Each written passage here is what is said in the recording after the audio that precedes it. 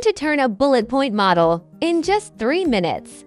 First, let's give a brief overview. Introduction to the system interface.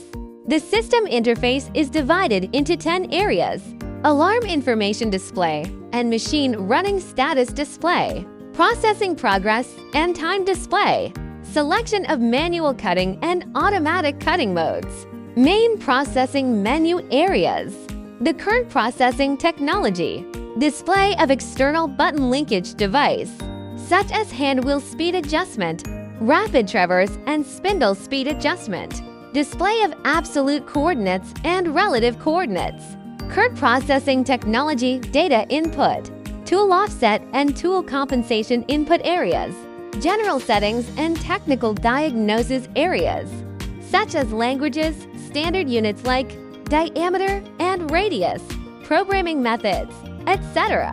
Next, we will conduct a practical operation demonstration. Select the automatic cycling mode. A.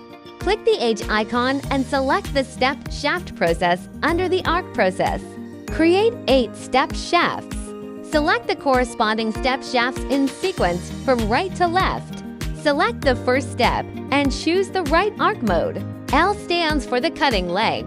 Phi1 stands for the left diameter of the bar. Thou2 stands for the right diameter of the bar. R stands for the arc radius. F stands for the tool feed rate.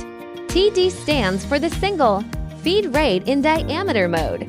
Select the second step and enter the corresponding parameters. Select the third step and enter the corresponding parameters. Select the fourth step and enter the corresponding parameters. Select the fifth step and enter the corresponding parameters.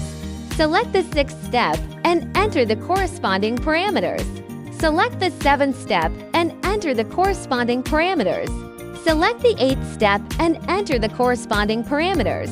Enter the parameters of the overall bar. It can be seen from the figure that the model's graph has been displayed.